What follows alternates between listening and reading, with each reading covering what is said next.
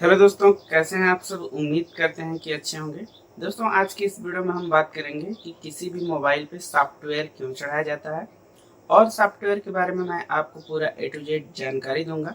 दोस्तों, कई सारे भाई लोगों को ये सब पता रहता है कि सॉफ्टवेयर क्यों चढ़ाया जाता है और सॉफ्टवेयर मोबाइल में क्या काम करता है, तो वो लोग इस वीडियो को ना देखें, नहीं तो उनको लगेगा कि जो जानकारी है वही मैं बता रहा हूँ। दोस्तों, कई सारे भाई लोग आज भी ऐसे हैं जो कि सॉफ्टवेयर के बारे में नहीं जानते हैं और उनको लगता है कि अनलॉकिंग करते समय जब भी हम किसी भी कस्टमर का फ़ोन अनलॉक करते हैं तो हम लोग उसमें सॉफ्टवेयर करते हैं। क्योंकि हमारे पास भी कई सारे दुकान भाइयों का फ़ोन आता है तो उसमें अनलॉक भी है ना, तो उस पर भी लिखा रहता है कि SW यानी कि सॉफ्टवेयर करना है। दोस्तों, मेन जो सॉफ्टवेयर होता है मैं आपको पूरा क्लियर बताऊंगा फ़ोन में कैसे काम करता है। हेलो दोस्तों, मेरा नाम कमलेश है और स्वागत है आप सभी का हमारे यूट्यूब चैनल पे।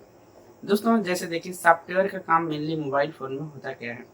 कोई भी फ़ोन हो या फिर कोई भी इलेक्ट्रॉनिक डिवाइस हो, उसको प्रोग्राम करने के लिए सॉफ्टवेयर की ज़रूरत पड़ती है। क्योंकि हम लोग हिंदी, इंग्लिश और बहुत सारे लैंग्वेज में बात करते हैं, लेकिन जो मोबाइल और कंप्यूटर होते हैं वो बाइनरी लैंग्वेज को ही सपोर्ट करते हैं और वो बाइनरी लैंग्वेज से ही बात करते हैं। यानी कि उसमें ऐसी कोडिंग फिट की रहती है कि अगर हम फ़ोन के कीबोर्ड में 1 2 3 अगर टाइप करते हैं तो वहाँ पे सॉफ्टवेयर के थ्रू मोबाइल को ये बताया जाता है कि हाँ, हमने 1 2 3 डायल किया है, तो वो वहाँ पे हमें स्क्रीन पे शो करा देता है कि हाँ, ये 1 2 3 ही है।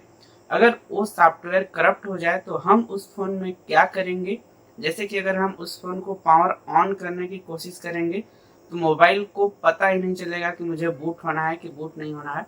तो यानी कि कुल मिला के उसको सारा कुछ जो कमांड देता है वो सॉफ्टवेयर के थ्रू ही फ़ोन को आदमी जो भी यूजर है वो देता है।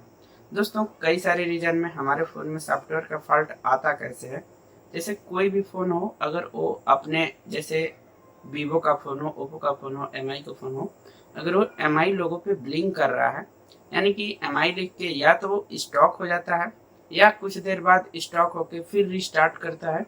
तो उस सिचुएशन में हमको उस फ़ोन को फ्लैशिंग करना होता है। फ्लैशिंग यानी कि रीप्रोग्राम करना होता है, उस सॉफ्टवेयर फाइल को प्रॉपर उसी मॉडल के फाइल से फ्लैश करना होता है, तो हमारा फ़ोन सही हो जाता है। जैसे दोस्तों, अगर जो हमारे जितने भी टूल होते हैं, अनलॉक टूल हो गया, TFM टूल हो गया और बहुत सारे जितने भी टूल हैं, चिमेरा, जितने भी हैं इस टाइम में रनिंग में, वो सब टूल होते क्या हैं कि अगर आपके फ़ोन में लॉक लगा है तो वहाँ पे आपको सॉफ्टवेयर करने की ज़रूरत नहीं है। किसी किसी फ़ोन में सॉफ्टवेयर करने की ज़रूरत पड़ता है, जैसे कि रियलमी का फ़ोन हो गया, मोटरोला का फ़ोन हो गया, तो इसमें फ्लैशिंग करने के बाद FRP और लॉक दोनों हटता है। तो इस कंडीशन में कभी कभार फ्लैश करना पड़ता है। अदरवाइज अगर आपके पास कोई भी फ़ोन है, सॉफ्टवेयर के लिए आया है, तो उसमें आप अनलॉक कर दीजिए, उसको आप फॉर्मेट कर दीजिए। सिर्फ आप फॉर्मेट करेंगे तो जितना भी उसका यूज़र डाटा है वो रीस्टोर हो जाएगा और वो नए के तरीके हो जाएगा। आपको उसमें फ्लैशिंग करने की ज़रूरत नहीं पड़ती है। तो ये आपको बहुत बड़ी जानकारी मैं आपको बता देता हूँ, क्योंकि आपको पता ना होने की वजह से आपको लगता है या फिर आप खुद उसमें सॉफ्टवेयर करने की कोशिश करते हैं कि हम इसमें फ्लैशिंग कर देते हैं तो हमारा काम बन जाएगा।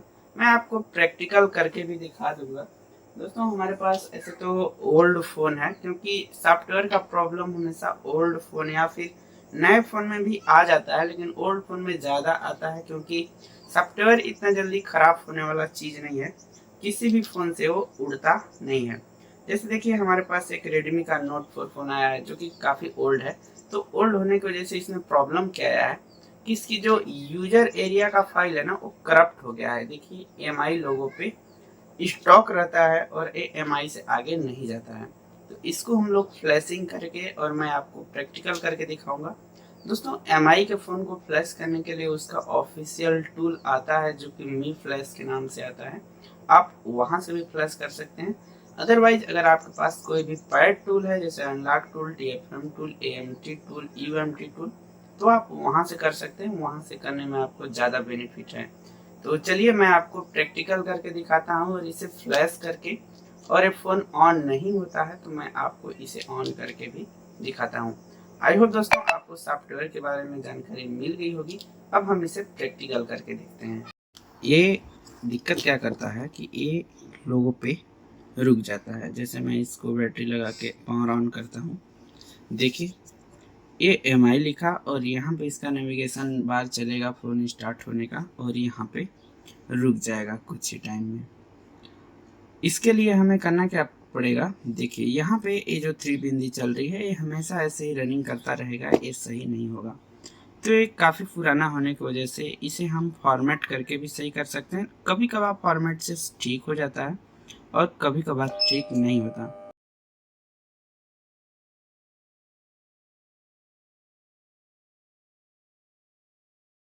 तो उसके लिए हमें जो है दोस्तों, हमें उसके लिए इसे फ्लैश करना पड़ेगा। तो हम पीसी में चलते हैं और यहाँ पे हम टाइप करेंगे, ये फ़ोन जिस मॉडल का भी होगा या जो भी हमें जिस फ्लैश फाइल की रिक्वायरमेंट होगी, यहाँ हम सर्च करेंगे नोट 4 फ्लैश फाइल। जैसे ही हम यहाँ पे सर्च करेंगे वैसे ही यहाँ पे आ जाएगा। रेडमी का नोट 4 इतना पॉपुलर फ़ोन था अपने ज़माने में कि सिर्फ हमने नोट 4 लिखा तो यहाँ पे पूरा नाम लिख के दे दिया। यहाँ से हम फाइल डाउनलोड करके किसी भी साइटों से और हम यूज कर सकते हैं। जैसे कि हमने इसका फ्लैश फाइल डाउनलोड करके रखा है तो हम इस पे डायरेक्ट चढ़ाएंगे। फ़ोन की बैटरी निकाल लेते हैं और यहाँ पे हम UMT टूल तो नहीं, AMT टूल का यूज करेंगे और यहाँ से हम इसका मॉडल सेलेक्ट करेंगे, ब्रांड, और यहाँ से नोट 4 और यहाँ फ्लैश बटन पर क्लिक करके इसकी फाइल को हम यहाँ से लोड कर लेंगे। सबसे पहले दोस्तों इसे आप रेडमी का जो MI मी फ्लैश टूल आता है वहाँ से भी आप इसका फ्लैशिंग कर सकते हैं, वहाँ से भी आपका काम हो जाएगा। लेकिन कई बार वहाँ से फेल बताता है। हालांकि रेडमी का ये वाला मॉडल कई बार किया गया है और हमारे पास अगर टूल अवेलेबल है तो हम इसी से फ्लैशिंग कर सकते हैं। यहाँ से हम इसकी फाइल को लोड करेंगे जो कि यहाँ पे है, स्टैक करके रखे हैं। और क्वेलकम में रॉ प्रोग्राम 0 सेलेक्ट करने से पैच ऑटोमेटिक सेलेक्ट हो जाता है। तो देखिए यहाँ से हमारा फाइल लोड पॉइंट होता है और सिंपल हम इसका EDL A है क्लिक करेंगे और बैटरी रिमूव करके क्वेलकम EDL पॉइंट को शॉर्ट करा के हम डाटा केबल इंसर्ट कर देंगे। देखिए हमारा क्वेलकम का पोर्ट बना लिया और यहाँ से कुछ ही टाइम में हमारी फ्लैशिंग स्टार्ट हो जाएगी। तो थोड़ा देर वेट कर लेते हैं। देखिए दोस्तों ये हमारी फ्लैशिंग स्टार्ट हो चुकी है और इसे अब हम प्रॉपर फ्लैश होने देते हैं। पूरा तरीके से जब ये फ़ोन फ्लैश हो जाएगा तो फिर हम ऑन करके देखेंगे क्या रिस्पॉन्ड है।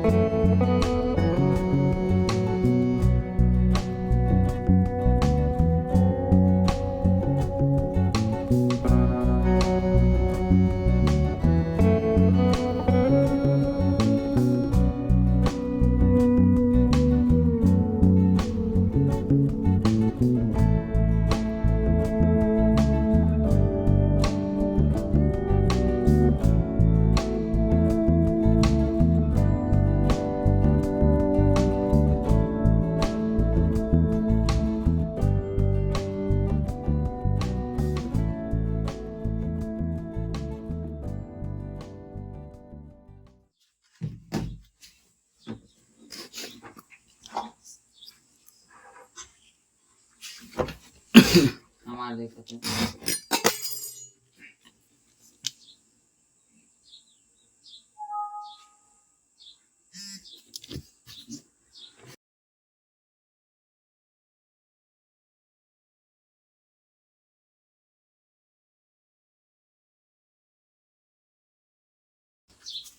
देखिए दोस्तों, फ्लैशिंग करने के बाद ये हमारा फ़ोन प्रॉपर डन हो चुका है।